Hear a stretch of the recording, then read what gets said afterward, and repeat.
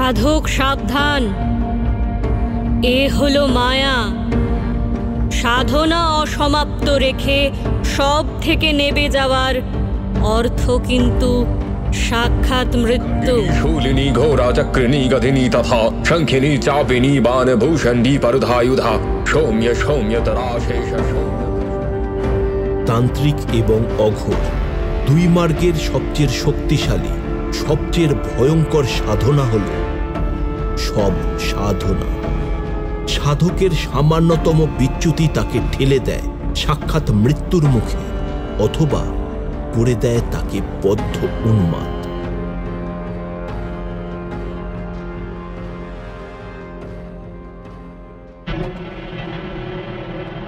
আপনারা শুনছেন পারমিতা শান্তনু দাসের কলমে বলি গল্পটির প্রথম পর্ব।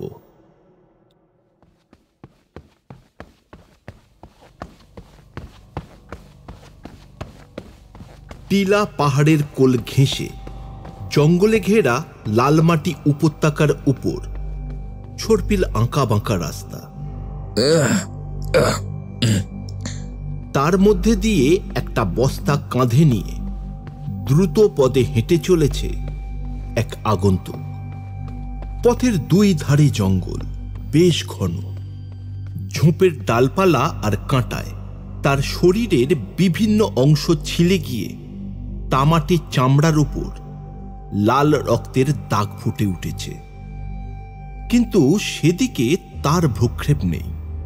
একটু তো রক্ত ঝরবেই। খানিক পরেই সে এক মহানদীর বুকে পানসি ভাসিয়ে দেবে গহন অন্ধকারে। এইটুকু রক্ত তো তার খেয়ার কড়ির চেয়ে নিতান্তই নগণ্য। তার সহায় শুধুমাত্র গুরুর দেওয়া এক মন্ত্র, ওম ক্রিং কালী, ওম ক্রিং কালী, ওম ক্রিং কালী। এক মহাশক্তি বীজ, যার কেন্দ্রে সুপ্ত অবস্থায় বিরাজমান এক দেবতা, আর তার কাছ অবধি পৌঁছানোর এক সূক্ষ্ম দিক নির্দেশ।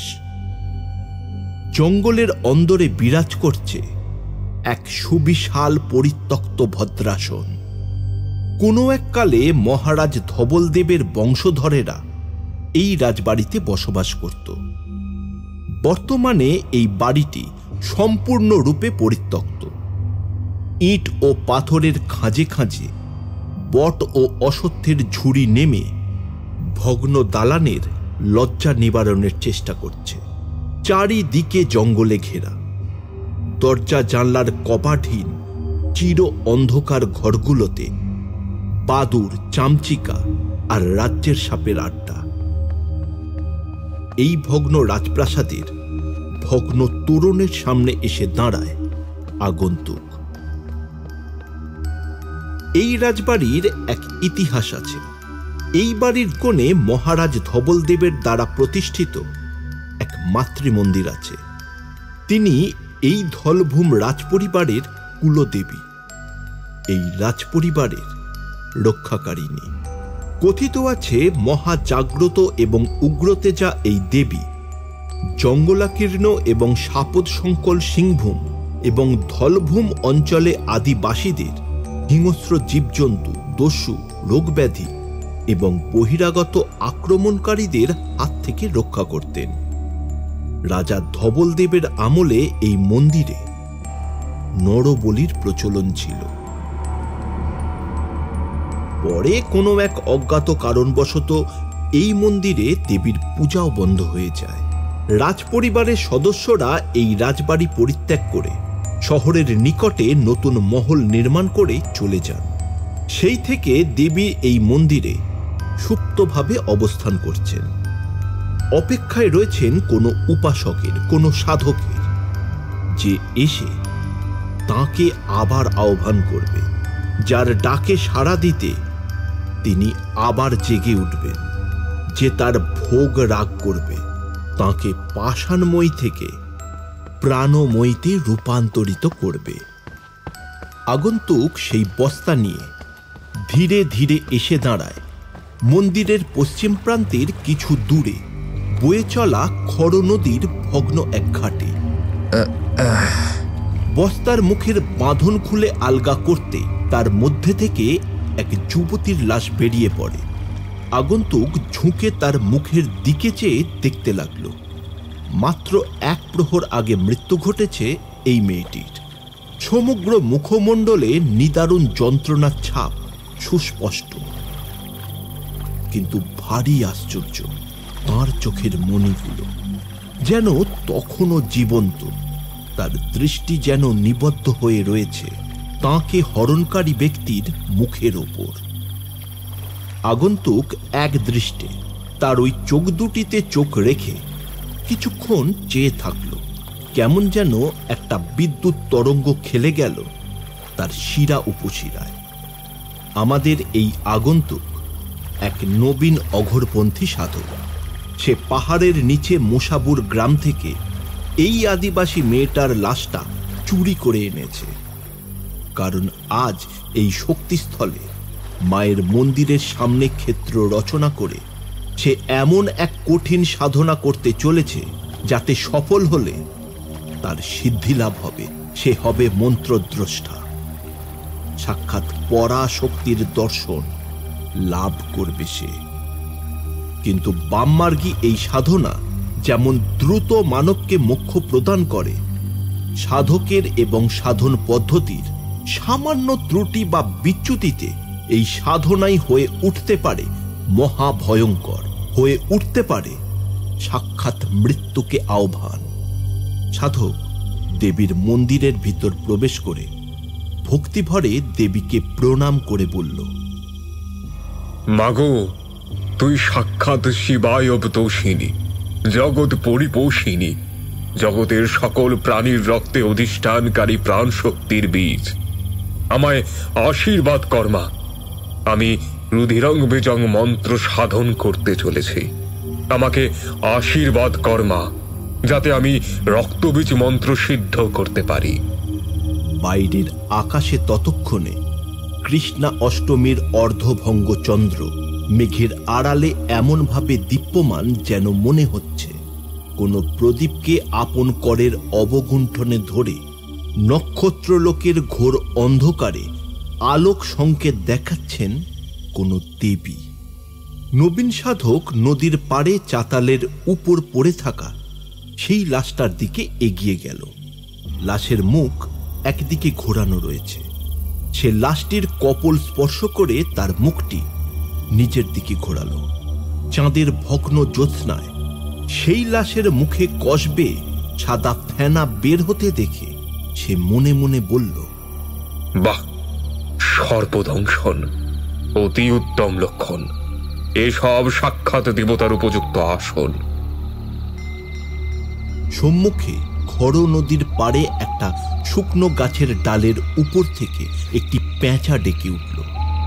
সাধকের চমক ভাঙল। সময় অতিক্রান্ত হচ্ছে, সাধনায় বিলম্ব করা উচিত নয়। সে তাড়াতাড়ি শবদেহ থেকে শাড়ি এবং অন্যান্য পরিধেয় বস্ত্র খুলে ফেলল। 2 হাতের শাঁখা নোয়া খুলে শবের 2 মণিবন্ধ দৃঢ়ভাবে নিজ হস্তে ধারণ করে শবের দিকে পশ্চাৎমুখী হয়ে দাঁড়াল। এইবার হাত ধরে টানতে টানতে তাকে নদীতে স্নান করানোর জন্য নিয়ে যেতে লাগলো সাধক। কিছু দূরে যাবার পরে হঠাৎ লাশটা মাঝে মাঝে অসম্ভব শক্ত হয়ে উঠছে। একবার তো এতটাই অনড় হয়ে উঠল যে সাধক বিস্তর টানাটানি করেও তাকে এক চুলও সামনের দিকে টানতে পারল না। সে পিছন ফিরে তাকাতে কারণ বুঝতে পারল। নদীর পাড়ে মাটির গাছের অধিমূল আর ছড়িয়ে থাকা পাথরের নুড়িতে লাশের পা আটকে গিয়ে মাঝে মাঝে টান পড়ছে। এবারে মাটির উপরে থাকা একটি সেতুর মতো বৃক্ষমূলে লাশের বাম পায়ের গোড়ালি বাজেভাবে আটকে গিয়েছিল। সাধক তাড়াতাড়ি গিয়ে লাশের পাটা গাছের শিকড় থেকে ছাড়ালো। সে ভালো করে লক্ষ্য করতে লাগলো। লাশের পায়ে কোনো ক্ষতর চিহ্ন দেখতে না পেয়ে সে নিশ্চিত হলো, কিন্তু সে আর কোনো ঝুঁকি নিতে চাইল না। সে মৃতদেহকে পাঁজা কোলা করে তুলে নিয়ে এগিয়ে চলল নদীঘাটের দিকে। সেই মৃত নারীর অপলক মৃত দৃষ্টি সাধকের চোখের দিকে নিবদ্ধ হয়ে রইল। নবীন সাধকের কেমন জানি অস্বস্তি করতে লাগলো। নদীতে নেমে শবদেহকে মন্ত্রোচ্চারণের সঙ্গে সঙ্গে ভালো করে জল দিয়ে ধৌত করতে লাগলো সাধক। তারপর জল থেকে উঠোনোর সময় তাকে নিজের কাঁধের ওপর ফেলে মন্দিরের দিকে এগোতে লাগলো সাধক। তার গণ্ডের দুপাশে দুই বাহু প্রসারিত করে সেই লাশ কোনো বেতালিনীর মতো তার ঘাড়ে চেপে চলেছে। উন্মুক্ত অক্ষিদ্বয় নিবদ্ধ মাটিতে, সারা শরীর, চুল, নাক, মুখ থেকে ঝরে পড়া জলের ফোঁটা সিক্ত করছে সাধকের পিঠ, বুক, কাঁধ ও সমগ্র সত্তাকে। অষ্টমীর ভাঙা চাঁদকে ঢেকে দিয়ে কোথা থেকে যেন কালো মেঘ এসে গোটা আকাশকে যেন ঘিরে ধরতে লাগলো, চারিদিকে অন্ধকারে ঢেকে যেতে লাগলো। তারই মাঝখানে এক তীব্র তড়িৎ মসি খানিক ভগ্ন মাতৃ মন্দিরের গম্বুজের উপর পতিত হয়ে লিখে দিল যেন অশনি সংকেত, যার প্রতিবিম্ব অঙ্কিত হল সাধক ও তার কাঁধে ঝুলে থাকা শবদেহের চোখের মণিদ্বয়ের ভিতর। সাধকের জ্ঞানেন্দ্রিয় সকল সজাগ হয়ে উঠল। তার ষষ্ঠ ইন্দ্রিয় তাকে সতর্ক করে দিল, এ স্থান এখন আর কেবলমাত্র রাজপরিবারের পরিত্যক্ত কুলদেবীর মন্দির নয়। এই স্থান এখন যথার্থই শক্তিক্ষেত্রে পরিণত হয়েছে। সাধু সাবধান। সাধক শবদেহ বয়ে এনে মন্দিরের সামনে মাটির চাতালের ওপর শুইয়ে রেখে তার সামনে প্রশস্ত স্থানে সাধনার ক্ষেত্র তৈরি করতে ব্যস্ত হয়ে পড়ল। মাটির উপর বেশ খানিকটা বর্গাকার স্থান পরিষ্কার করে নিয়ে তার চারি বাহুতে চারটি ত্রিশূল অঙ্কন করল সে। তারপর বর্গাকার ক্ষেত্রের মধ্যে দুটো ত্রিভুজ অঙ্কন করল, যারা উলম্বভাবে নিজেদেরকে ছেদ করছে। তার মাঝখানে যে ষড়ভুজ আকৃতি গঠন হলো, তার মাঝে দেবীর বীজ মন্ত্র অঙ্কন করল সে। একটি ছোট শালপাতার মোড়ক বার করল সে। এতে রয়েছে খানিকটা গেরুয়া বর্ণের মাটির সিঁদুর, দেবীর প্রিয় রং। সেই রঙে মাটির উপর নিজের সদ্য আঁকা ক্ষেত্রকে রাঙিয়ে দিল সাধক।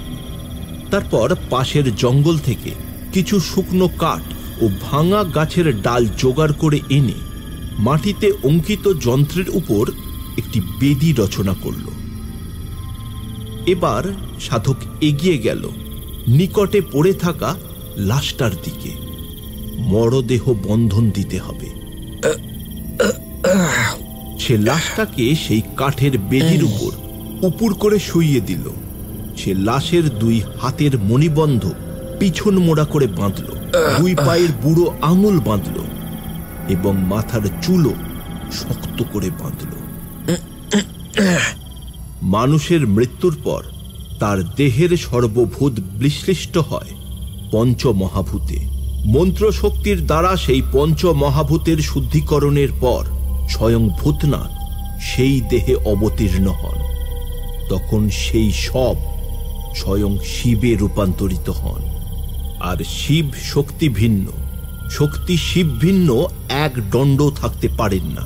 তাই সবের মধ্যে শিবের আবির্ভাব হলেই সেই স্থলে শক্তি আবির্ভূতা হন। তখন সাধক সেই সবের মধ্যে স্থিত শিবের ভাব ধারণ করবার চেষ্টা করেন। সাধকের ভাব সমাধি যদি সঠিক হয়, তাহলে কোনো এক বিশেষ রূপে শক্তিকে লাভ করে। স্বয়ং মা আত্মাশক্তি মহামায়ার আশীর্বাদ লাভ করেন, তার সিদ্ধি লাভ হয়। প্রথমে সাধনার জন্য ব্যবহৃত সব শিব ভাব গ্রহণ করেন। তারপর সবের উপর উপবিষ্ট সাধক সেই সবের ওই ভাবকে ধারণ করে শিব প্রতিম হয়ে ওঠেন। তখন শিবের সঙ্গে মিলিত হবার জন্য শক্তি সেই সব দেহের ভিতর প্রবেশ করেন। সেই সব হয়ে ওঠে জীবন্ত। এ এক বড়ই রোমহর্ষক এবং ভয়ঙ্কর অভিজ্ঞতা। সাধকের মনে কি কি ভাব ক্রিয়া করছে তার উপর নির্ভর করে শক্তিও নিজের রূপ গ্রহণ ও পরিবর্তন করতে থাকেন। তার ফলে সেই মৃত সব নানান রকম ক্রিয়া করতে থাকে। সাধককে নিজের মনের উপর কঠোর নিয়ন্ত্রণ রাখতে হয়। তাকে নিজের মনের অন্ধকার থেকে অন্ধকার দিকগুলো সম্পর্কে আরো অবগত হতে হয়। তাকে জানতে হয় তার ঘরে বসত করে কয়জোড়া মোর জানো না, তোমার ঘরে সেই জন্যই তান্ত্রিক এবং অঘোর এই দুই মার্গের সবচেয়ে শক্তিশালী এবং ভয়ঙ্কর সাধনা হল সব সাধনা। সাধকের সামান্যতম বিচ্যুতি তাকে ঠেলে দেয় সাক্ষাৎ মৃত্যুর মুখে, অথবা করে দেয় তাকে উন্মাদ। এই সাধনায় এমন এক অভিজ্ঞতা হয় যা সাধারণ মানুষ তো বটেই, এমনকি অনেক উচ্চকোটি সাধকেরও ধারণারও অতীত। কারণ শক্তি একাধারে সৃজনকারিণী, লালনকারিণী এবং সংহারিণীও বটে। তিনিই পরমা সুন্দরী, আবার মহাভয়ঙ্করীও। তিনি खर्गिनी शूलिनी घोरा चक्रिनी गधिनी तथा शंखिनी चापिनी बाण भूषणी परधायुधा, আবার তিনি सौम्य सौम्यतरा शेष सौम्य भस्पति सुंदरी। আমাদের গল্পের নবীন সাধক আজ সেই সাধনা অনুষ্ঠান করতে চলেছে, যাতে সে সাক্ষাৎ সেই দেবী আদ্যাশক্তি মহামায়ার দর্শন লাভ করতে পারে। তার এই দৃঢ় নিশ্চয় অবশ্যই প্রশংসনীয় এবং প্রণম্য, কিন্তু এর পেছনে কি উদ্দেশ্য কাজ করছে, কি ভাব ক্রিয়া করছে তার মনে, তার গুরুত্ব অপরিসীম।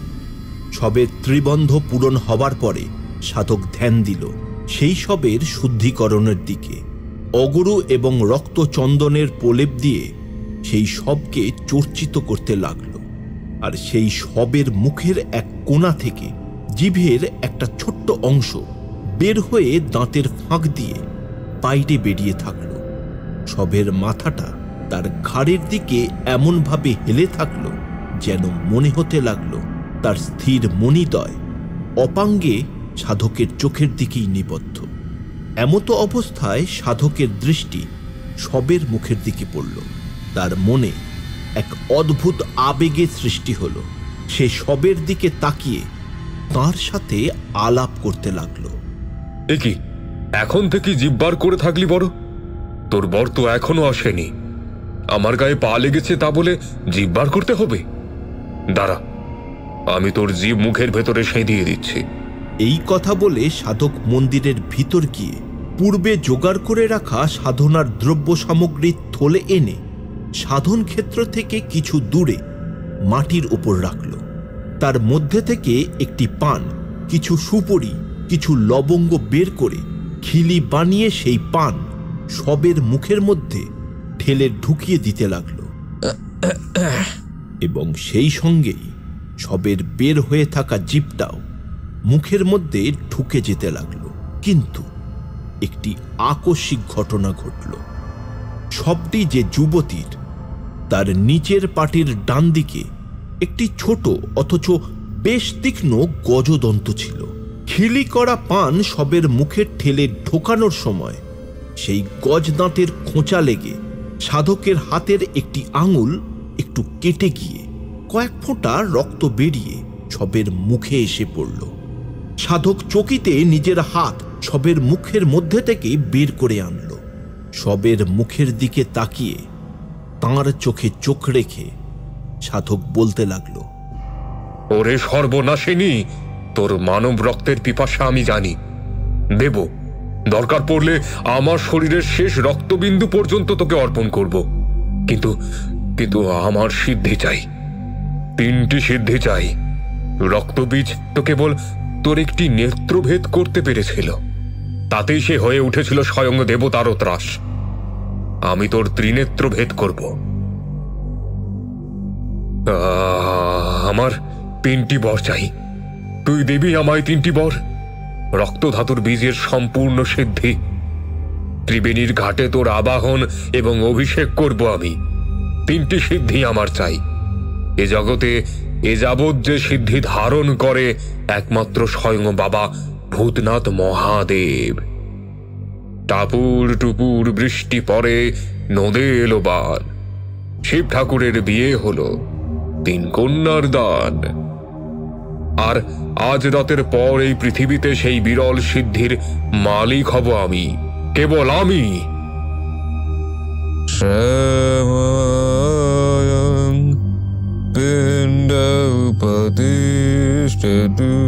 সাধক মন্ত্রোচ্চারণের সঙ্গে সঙ্গে সবের দেহে আবার অগুরু এবং চন্দনে চর্চিত করতে লাগলো, ঠিক যেমন করে কোনো সেবায়েত ঠাকুর ভজন গাইতে গাইতে মন্দিরের বিগ্রহে অঙ্গরাগ করেন। আসলে সব সাধনায় এই সবই তো হলো বিগ্রহ, ভূতময় বিগ্রহ, স্বয়ং ভগবান ভূতনাথের আধার স্বরূপ। সঠিকভাবে সব দেহের শুদ্ধিকরণ ও বিধি উপাচার সম্পন্ন হলে তবেই মন্ত্রোচ্চারণের দ্বারা সেই সব দেহে প্রাণ প্রতিষ্ঠা করা সম্ভব। তখনই সেই সব হয়ে ওঠেন শিব।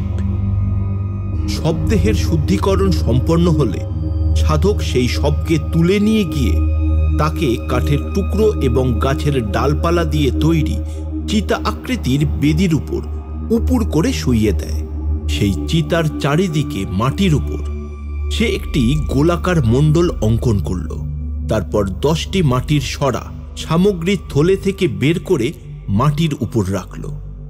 10 দিকপালের উদ্দেশ্যে ভোগ দিতে লাগবে ওই সরাগুলি।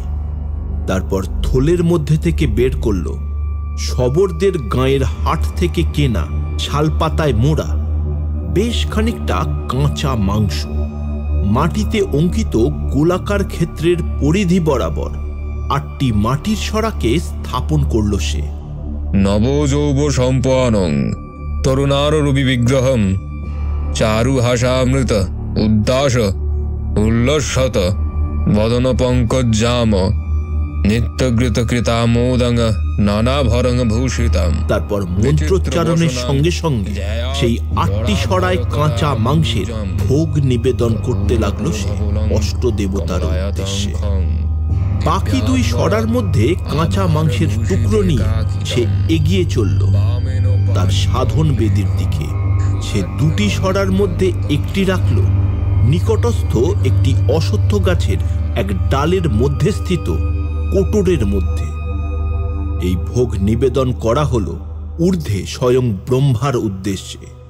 এই ভোগ মাটিতে স্থাপন করতে নেই। তারপর অন্তিম ভোগের সরাটি সে চিতার বেদির সামনে স্থাপন করল। সব দেহের মাথাটি চিতার সামনের দিকে খানিকটা ঝুলে আছে। তার মুখগহ্বরের ঠিক নিচেই সেই তামসিক ভোগপাত্রটি স্থাপন করল সাধক। এটি অনন্ত দেবের ভোগ। 10 দিকে 10 দেবতার উদ্দেশ্যে ভোগ নিবেদন করার পর সাধক সেই সবের পিঠের উপর এক শূল দিয়ে চিঁড়ে শক্তি যন্ত্র অঙ্কন করল। তারপর সেই সব দেহের পিঠে সাধক অশ্বারোহণের ভঙ্গিতে চড়ে বসল।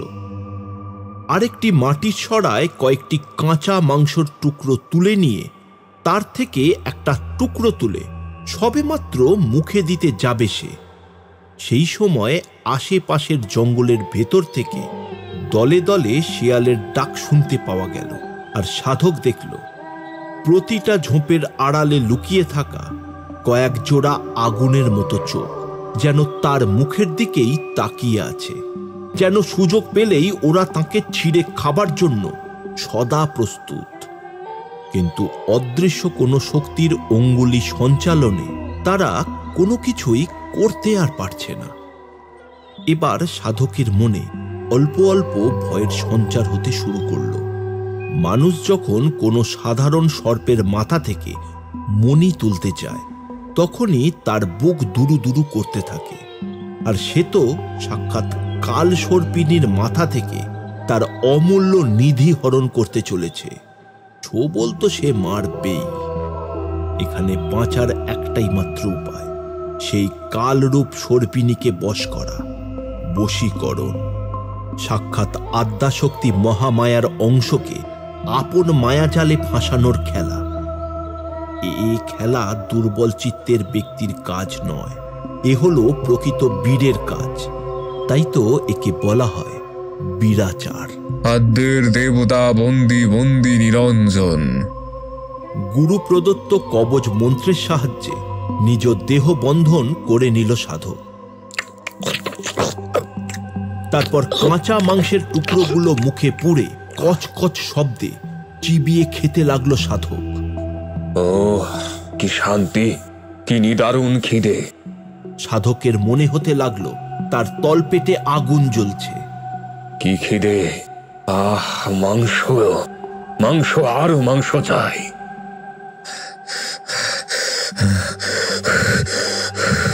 তার সারা শরীর যেন জ্বলে যাচ্ছে, তার নিঃশ্বাস প্রশ্বাসের বেগ যেন তীব্র থেকে তীব্রতর হচ্ছে। ভেতরের আগুনের উত্তাপ যেন ধোঁয়ার মতো তার নাক দিয়ে বের হচ্ছে। সাধক তার নিজের শ্বাস প্রশ্বাসের শব্দে চমকে উঠল। তার মনে হলো যেন তার শরীরের মধ্যে বসে অন্য কেউ যেন তার নাক দিয়ে শ্বাস নিচ্ছে। তার শরীরের ভিতর বসে অন্য কেউ যেন নিজের ক্ষুধার নিবৃত্তি করছে। সাধক ভয়ে ভয়ে যেন খানিকটা চমকে উঠল, আর মুখের মধ্যে হাত ঢুকিয়ে অবশিষ্ট মাংসের টুকরোকে কাঁচিয়ে বের করে দূরে মাটিতে নিক্ষেপ করল। সঙ্গে সঙ্গে যেন তার পেছন দিকে অন্ধকারের ভেতর থেকে আকাশ বাতাস কাঁপিয়ে কে যেন আয়নার মতো অট্টহাস্য করে উঠল।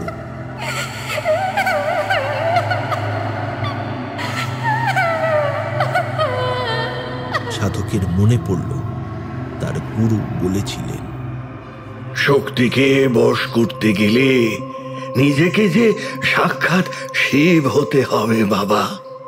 কিন্তু শিব হওয়া তো আর মুখের কথা নয় গো, সে হলো গিয়ে ভূতনাথ। সংসারের সমস্ত ভূত প্রেত হলো তার গণ। ভূতনাথ আসার আগে তার গণেরা আসবেন। তোমারে আগে তাদের সনে যুঝতে হবে। পারবে তো, পারবে তো বাবা? সে তখন দৃঢ় নিশ্চয় হয়ে বলেছিল, নিশ্চয় পারবো গুরুদেব, আপনি আশীর্বাদ করুন। আদ্যের দেবতা বন্দি বন্দি নিরঞ্জন। আদ্যের দেবতা। সে আরো দৃঢ় হয়ে সবের আসনে বসে দেহবন্ধনের মন্ত্রটি বারংবার জপ করতে লাগল। ধীরে ধীরে মন শান্ত হয়ে এলো, আর আশেপাশের পরিবেশও আবার শান্ত ও নিস্তব্ধ হয়ে গেল। একটু পরে মৃদু মৃদু হাওয়া বইতে লাগলো। সাধকের সারা শরীর ঘেমে উঠেছিল। এই ঠান্ডা বাতাসের পরশ তার শরীরকে শীতল করে দিতে লাগলো। অদূরে রঙ্কিনী দেবীর ভগ্ন দেউলের বারান্দায় ঘণ্টাগুলো হাওয়ায় দুলে ঢং ঢং করে বাজতে লাগলো। সাধক এবার দু হাত জোর করে সব দেহের উদ্দেশ্যে প্রণাম নিবেদন করল। কামনা, বাসনা এবং আকাঙ্ক্ষা রহিত পঞ্চভূতের দ্বারা নির্মিত এই মানব শরীর এখন শিবের প্রতিমূর্তি। সাধকের আবার মনে পড়ল তার গুরু একবার বলেছিলেন, মানুষ মৃত্যুকে বড় ভয় পায়, তার নিজের কালকে বড় ভয় পায় সে। আবার সেই মানুষই ত্রিকালজ্ঞ হতে চায়। অথচ মৃত্যুই এই মর্তলোকের পরম সত্য। প্রতি মুহূর্তে মানুষের মধ্যে অসংখ্য মৃত্যু ঘটছে। অসংখ্য কোষের মৃত্যু, অসংখ্য ইচ্ছার মৃত্যু, অসংখ্য চিন্তার মৃত্যু, অসংখ্য ভাবের মৃত্যু। জীবিত থাকছে একমাত্র শাশ্বত সত্তা, তার আত্মা, যা স্বয়ং পরমাত্মার অংশ। তিনি এই সমস্ত অনিত্যতার দ্রষ্টাও আবার স্রষ্টাও। তিনি অক্ষর, অব্যয়, অবিচল। আবার তার মায়া থেকেই ঘর এবং চলমান জগতের সৃষ্টি। তার উপমা তিনি নিজেই। অনেকটা যেমন মাথার ওপর সূর্য স্থির রয়েছে, তার টানে এই পৃথিবী তার চারপাশেও ঘুরছে, আবার নিজের অক্ষের চারপাশেও ঘুরছে।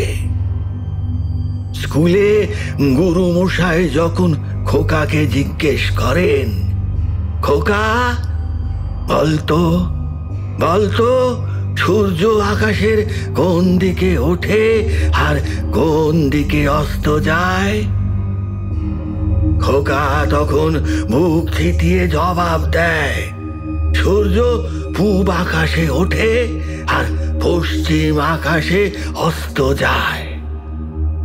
গুরু মশাই তখন তাকে বলেন, একদম একদম সঠিক উত্তর দিয়েছ তুমি খোকা। কিন্তু তিনি জানেন এটা প্রকৃত সঠিক উত্তর নয়। পুরো সঠিক উত্তর খোকাকে বললে খোকা তা বুঝতে পারবে না। তাই খোকাকে আরো বড় হতে দিতে হবে। আমি এখন তোমাকে বলতেই পারি যে শিবই একমাত্র নিত্য, একমাত্র সত্য। শিবই জন্ম, শিবই মৃত্যু, আবার শিবই এই দুই নাস্তির মধ্যে অবস্থানকারী জীবন। শিব সাক্ষাৎ কাল, আবার কালকে ধারণকারী মহাকাল। আবার শিবই তাকে কলনকারী মহাকালী। কিন্তু এত সব তত্ত্ব কথা তোমার কোনো কাজে লাগবে না, কারণ আমি যা যা বললাম তা সব হলো উচ্ছিষ্ট। কিন্তু শিব, শিব সাক্ষাৎ পরম ব্রহ্ম। শিব অনুচ্ছিষ্ট। শিবকে জানার জন্য তোমাকেও শিব হতে হবে। মৃত্যুর পরে পঞ্চভূতে বিশ্লিষ্ট হওয়া মানব দেহ, যার মধ্যে থেকে প্রাণরূপা শক্তি প্রস্থান করেছে, সেই সবকে বীজ মন্ত্রের দ্বারা শিবত্বে উন্নীত করতে হবে। তারপর সাধককে সেই শিব ভাব ধারণ করতে হবে।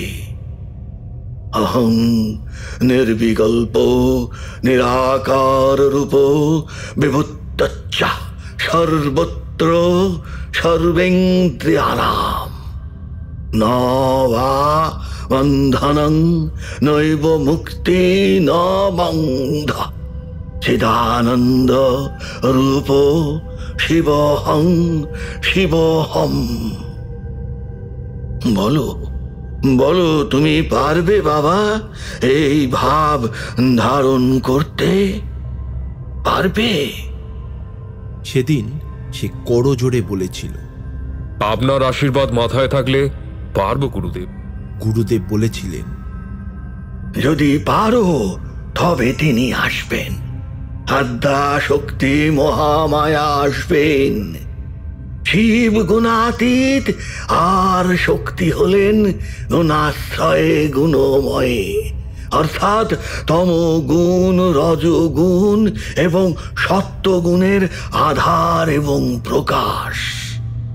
এই দুজনের মধ্যে ঐহিক মিল ঘটলে যে ফল উৎপন্ন হয় তা হল সন্তান।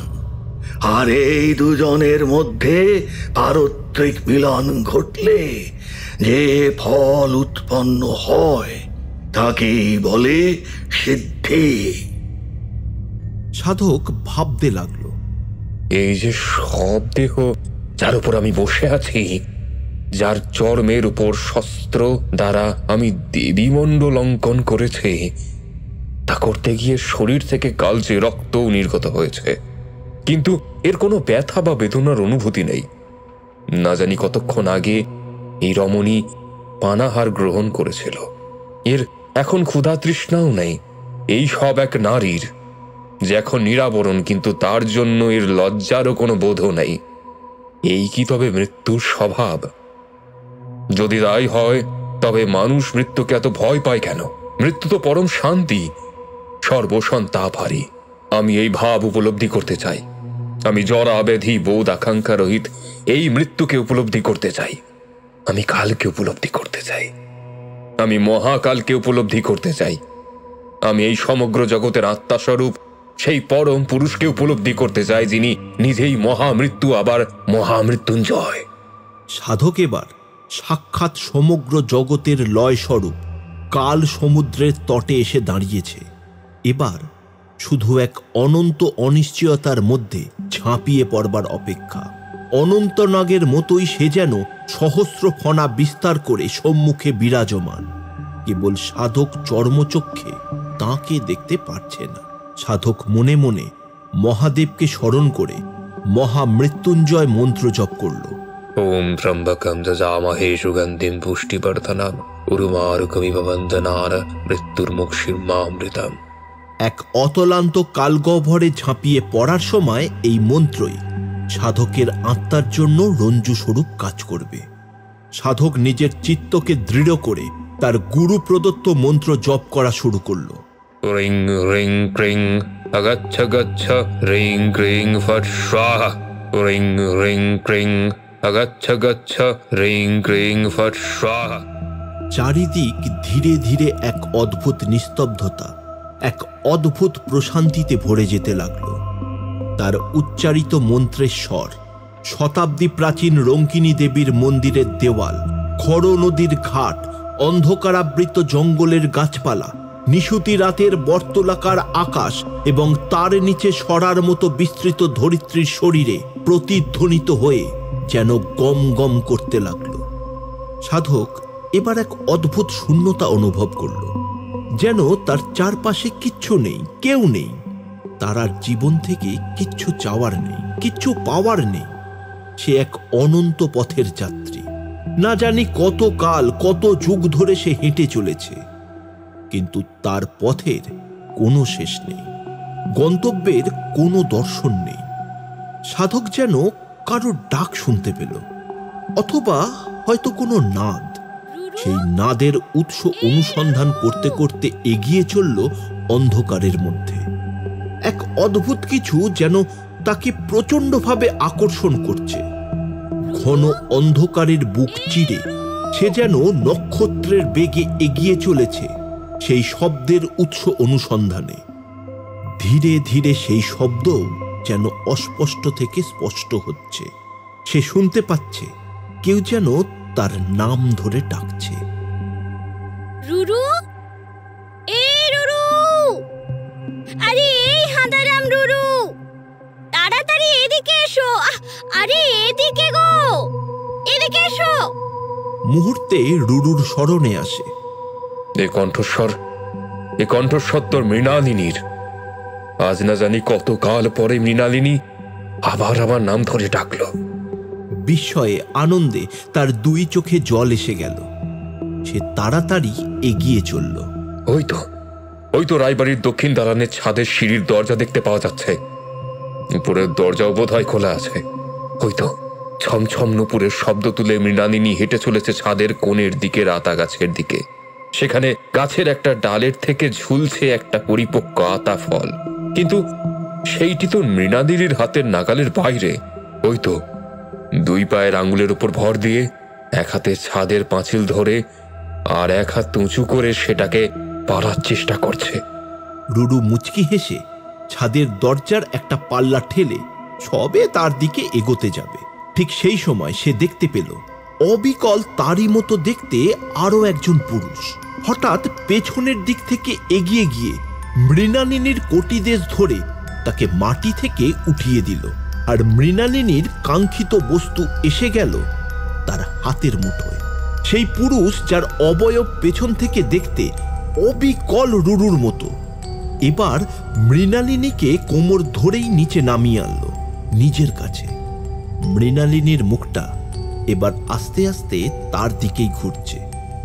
ওই তো অনিন্দ সুন্দর মুখমণ্ডলে যেন লজ্জায় লাল হয়ে রয়েছে। চঞ্চল হরিণীর ন্যায় চোখ দুটো কোনো এক অজানা নেশায় রক্তাভ হয়ে সেই যুবকের মুখে নিবদ্ধ, যাকে রুরুর মতো দেখতে। উপর থেকে নিচে নামাবার সময় মৃণালিনী ও যুবকের মুখ সামনাসামনি এলো। যুবকের মুখ দেখতে পাচ্ছে না রুরু। সে রুরুর দিকে পিছন ফিরে দাঁড়িয়ে আছে। এখন সেই ধূর্ত প্রতারকদের ওষ্ঠদয় এবং মৃণালিনীর গোলাপের পাপড়ির মতো ওষ্ঠদয়, এর মধ্যে প্রায় তিলার্ধ দূরত্বও নেই। রুরুর বুকের ভিতর উত্তেজনায় যেন দামামা বাজছে। সে ডান হাত প্রসারিত করে চিৎকার করতে লাগলো, আমি না মৃণাল, ওটা আমি না, ও কোনো ঠগ, প্রতারক। যে দেখো মৃণাল, আমি এখানে। কিন্তু ততক্ষণে বড্ড দেরি হয়ে গেছে। আকাশ জুড়ে ঘনিয়ে এলো কালো মেঘ। মন্মথের স্বরের ন্যায় সেই মেঘের গর্ভ চিরে কর্কর শব্দে ধরিত্রের বুকে আছড়ে পড়ল বাজ। আর তার শব্দে চমকে উঠে সেই যুবককে জড়িয়ে ধরল মৃণালিনী। রুরুর মনে হলো সেই বাজ যেন মাটির বুকে নয়, তার হৃদয়ে আছড়ে পড়েছে। তার হাত তো উঠে থাকলো, কিন্তু গলার স্বর স্তব্ধ হয়ে গেল। ঝমঝমিয়ে বৃষ্টি নামল। রুরুর চোখের সামনে সমস্ত কিছু যেন আবার ঝাপসা হয়ে যেতে লাগলো। যেন কেউ প্রবলভাবে তাকে পেছনের দিকে টানতে লাগলো। আবার নক্ষত্রের বেগে অন্ধকারের বুক চিরে ফিরে এলো নির্জন বনের মধ্যে, রঙ্কিনী দেবীর মন্দিরের সামনে, তার সাধনা স্থলের কাছে। সে দেখতে পেল যে সে বসে আছে সবাসনে, আর তার সম্মুখে স্থিত শবটি আর অন্য কারুর নয়, তার মৃণালিনীর। মৃত্যুর যন্ত্রণা সুস্পষ্ট বলিরেখা এঁকে দিয়েছে তার অনিন্দ সুন্দর মুখে, যা এখন পুরোপুরি শান্ত। তার দু চোখের পাতা বন্ধ। কষ্টে রুরুর বুকের ভেতরটা ফেটে যেতে লাগলো। এ কি অনর্থ করেছে সে! হঠাৎ মৃণালিনী দু চোখ মেলে চাইল। কেমন যেন ভাসা ভাসা দৃষ্টি তার দুই চোখে। সে আড়ষ্ট জীবের জড়তা কাটিয়ে কম্পিত কণ্ঠে বলল,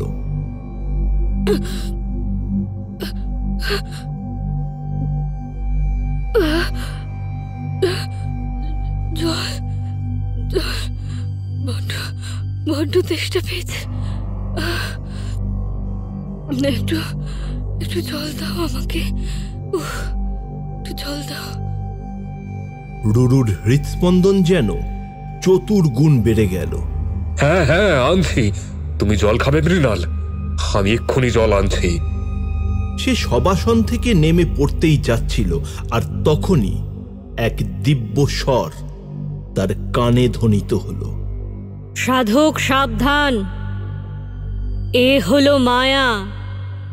সাধনা অসমাপ্ত রেখে সব থেকে নেবে যাওয়ার অর্থ কিন্তু সাক্ষাৎ মৃত্যু। সাবধান। রুরুর বোধ ফিরে এলো। সে নিজের সম্বিত ফিরে পেয়ে দেখল যে সে এখনো সবাসনে বসে মন্ত্র জপ করছে। তার দৃষ্টি সেই সবের মুখের উপর নিবদ্ধ হল। সেই মুখমণ্ডলে এখন অত্যন্ত ক্রূর ভাব বিরাজ করছে। এ কার মুখ? এ তো তার মৃণালিনী নয়। সেই সব অত্যন্ত কর্কশ্বরে ডেকে উঠল, জল দে, জল দে, নয়তো আমি তোর রক্ত চুষে খেয়ে নেব। এই বলে সে মুখ বাড়িয়ে তীক্ষ্ণ দাঁত দিয়ে রুরুর হাতে কামড় বসাতে গেল। হঠাৎ রুরুর ভিতর থেকে কে যেন বজ্র গম্ভীর কণ্ঠে তাকে ধমক দিয়ে উঠল, তিষ্ঠ তিষ্ঠ তিষ্ঠ। রুরু চেয়ে দেখল সেই শবদেহ আবার শান্ত হয়ে মুদ্রিত নয়নে শুয়ে আছে। রুরু উপরে বসে মন্ত্রোচ্চারণ করে চলেছে। কোনো এক মহাসত্তার স্পর্শে তার শরীরের সমস্ত কোষে যেন মহাশক্তির সঞ্চার হয়েছে। সে মনে মনে তার উদ্দেশ্যে প্রণাম জানালো। যিনি এইমাত্র তার দেহে অবতীর্ণ হয়ে তার সাধনা ও তার প্রাণ দুই রক্ষা করে প্রস্থান করেছেন। ক্রমাগত জপ চলতে লাগলো। কিছুক্ষণ পরে সাধক দেখতে পেল যে খর নদীর জলে একটি সাদা রঙের রাজহংসী সাঁতার কেটে বেড়াচ্ছে। শ্বেত শুভ্র তার শরীরের সমগ্র পালকের রং, তার উপর খুব হালকা রক্তিম এক আভা, অনেকটা যেন গোলাপি বর্ণের। তার দুই চোখের কোণে প্রকৃতি যেন ঘন কাজলের রেখা এঁকে দিয়েছে। তার দুই চঞ্চুর বর্ণ কাঁচা হলুদের মতো, কৈরিক অথবা তপ্ত কাঞ্চনের ন্যায়।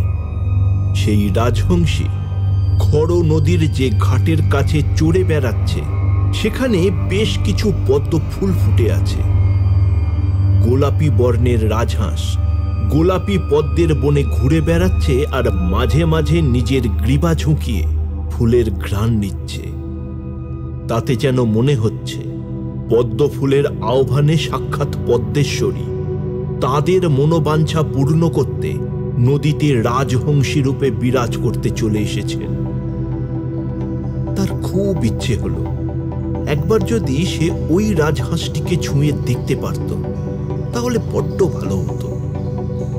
সাধক দেখতে পেল সেই রাজহংসী ধীরে ধীরে নদীর ধারে এসে জল থেকে ডাঙায় উঠে এলো। তার পাশ দিয়ে হেঁটে হেঁটে সামনের দিকে এগিয়ে যেতে লাগলো। সাধকের খুব ইচ্ছে করতে লাগলো সে যদি এই সবাসন ছেড়ে উঠে গিয়ে একটিবার ওই রাজহাঁসের মাথায় হাত বুলিয়ে দিতে পারত, তাহলে খুব ভালো লাগতো তার। হঠাৎ সাধকের মাথার ঠিক মাঝখানে একটা শিহরণ অনুভূত হলো। ব্যাপার কি বোঝার জন্য সে উপর দিকে তাকালো। সে যা দেখল তাতে তার হাত পা আড়ষ্ট হয়ে গেল। একটা ঠান্ডা স্রোত তার ঘাড়ের পেছন থেকে একদম লিঙ্গস্থল পর্যন্ত নেমে গেল। সে দেখল সে যে মাংসের ভোগটি উপরে অশ্বত্থ গাছের ডালের কোটরে রেখে এসেছিল, সেই ডালে বসে সেই মাংস ভক্ষণ করছে এক অতি ঘোর দর্শন ভীমাকায় জীব, যার কোনো পা নেই, 4টি হাত, 5টা মুখ, প্রত্যেকটি ভীষণ করাল দ্রংষ্টা এবং রক্তচক্ষু। তার কাঁধ এবং বুকে ঘন লোমে ঢাকা। সেই ভয়ঙ্কর জীব তার দেওয়া ভোগ গ্রহণ করছে এবং তার সেই মাংস ভক্ষণের সময় টপ টপ করে 2 ফোঁটা রক্ত চুইয়ে তার মাথার উপর পড়ছে। তারই শীতল সিক্ত অনুভূতি তার ব্রহ্মতালুতে সে উপলব্ধি করেছিল কিছুক্ষণ আগে। সাধকের সারা শরীর কেঁপে উঠল। তার সমগ্র স্নায়ুতন্ত্র যেন তড়িতাহত হয়ে কাষ্ঠল হয়ে গেল। এদিকে সেই সৌম্য রাজহংসী তার মারণ চালে জল থেকে উঠে সাধকের দিকে ধীরে ধীরে এগিয়ে আসতে লাগলো। সাধকের মনে হতে লাগলো, হে ভগবান, ওই হংস যেন এখন তার কাছে না আসে। দয়া করো প্রভু, ওই হংস চলে যাক। এমন সময় রাজহংসী তার খুব কাছে চলে এলো, কিন্তু সেই রাক্ষসে জীব তাদের দুটিকে দেখতেই পায়নি। মনে হয় ওই জীবটা অন্ধ। এইবার রাজহংসী তার খুব কাছে চলে এসে খুব নিচু স্বরে একবার ডাকল। সঙ্গে সঙ্গে ঊর্ধ্বের সেই জীব তার গ্রীবার নিচের দিকে ঘোরালো। সাধকও তার মাথা ঊর্ধ্বে তুলে চাইল। তার অনুমানই সত্যি। সেই বিকট দর্শন জীবের 5টি মুখে রক্তবর্ণের বড় বড় 10টি চোখ আছে, আর তার একটিতেও মনি নেই। জীবটি অন্ধ। রাজহাঁসটি শান্তভাবে ধীর পদে সাধকের সবাসনের দিকে এগিয়ে আসতে লাগল। সাধক অস্থির হয়ে উঠল। তার মনে হতে লাগলো, ওহে রাজহংসী, ওহে নিষ্পাপ প্রাণী, তুমি আমার কাছে এসো না। আমারই দোষ। আমারই মনে তোমাকে কাছ থেকে ছুঁয়ে দেখবার ইচ্ছে জেগেছিল। হয়তো আমার মনের সেই ইচ্ছেকে বুঝতে পেরেই তুমি আমার কাছে আসছো। কিন্তু তুমি অবোধ। তুমি তো জানো না যে এখানে এক অতি হিংস্র রক্তপিপাসু রাক্ষস বসে আছে। সে ঘুণাক্ষরেও যদি আমাদের অস্তিত্ব টের পায়, তাহলে সে আমাদের দুজনকেই ছিঁড়ে খেয়ে ফেলবে। রাজহাঁসটি সাধকের মনের এই সাবধান বাণী শুনতে পেলেন না। সে এগোতে এগোতে একেবারে সাধকের কাছে চলে এসে তার বাম হাতের তালুর উপরিভাগে একবার নিজের মাথাটাকে ঘষল।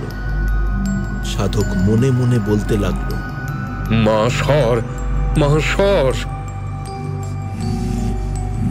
প্রায় সঙ্গে সঙ্গেই আকাশ বাতাসে কম্পন ধরানো এক বিকট হৃদয় বিদারক চিৎকার শুনতে পেল।